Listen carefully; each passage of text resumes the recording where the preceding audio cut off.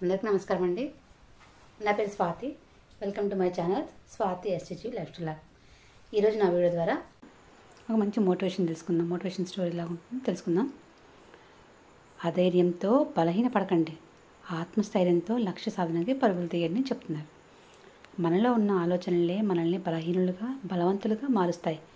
వాటిని అర్థం చేసుకుని లక్ష్య సాధన కోసం మన ఆలోచన విధానం ఎలా ఉండాలో తెలుసుకుందాం. ఏనుగును కట్టేయడానికి మావటివాడు పెద్ద పెద్ద ఇనుప గొలుసులు వాడాడు. ఏనుగు కాలికి చిన్న తాడు కట్టి దాన్ని చెట్టుకో స్తంభానికో ముడేస్తాడు. కానీ ఏనుగు ఆ తాడును తెంచుకునే ప్రయత్నమే చేయదు. మావటివాడి నుండి దూరంగా పరిగెత్తదు. దానికి కారణం ఏనుగులో స్థిరపడిన ఆలోచన. ఏనుగు చిన్న వయసులో ఉన్నప్పుడు ఒక చిన్న తాడుతో దాన్ని కట్టేస్తారు. అప్పుడు అది పారిపోలేదు. పెద్దయ్యాక కూడా దాంతోనే కట్టేసినా దాని నుంచి తప్పించుకోవచ్చనే ఆలోచన ఏనుగుకు రాదు. ఆ తాడుని తెంచుకొని పారిపోవడం అసాధ్యం అనే ఆలోచనలోనే ఉంటుంది పాపం. ఏనుగు కాళ్ళలో ఉండే బలం ముందు ఆ చిన్న తాడు ఏ పాటిది.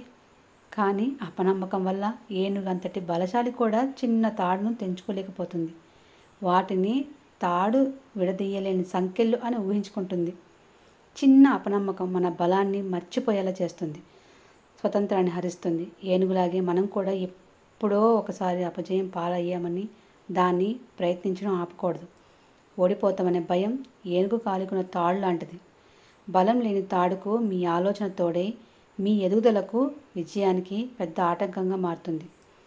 ఒక్క విషయం గురించి ఆలోచిస్తే అదే జరుగుతుందట. ఒక పనిని చేయగలం అని గట్టిగా నమ్మితే దానికి కావాల్సిన శక్తి ఎలాగైనా వస్తుంది.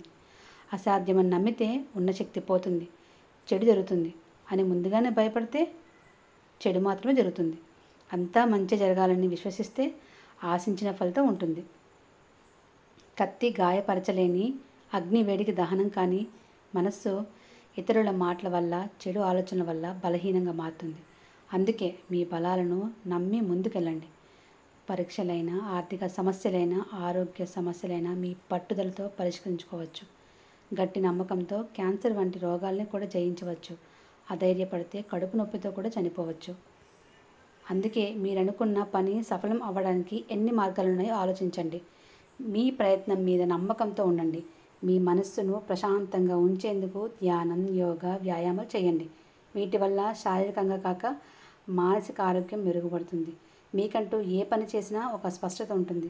కార్యసాధనలో ఉత్సాహంగా ముందుకెళ్ళగలుగుతారు. కాబట్టి మీ వెనకాలే మీ దారిలో వచ్చే అడ్డంకుల్ని చూసి భూతం అనుకొని భయపడకండి. మీ నీడే అనుకొని ముందుకు కదలండి. Thank you for watching this video friends. Thank you.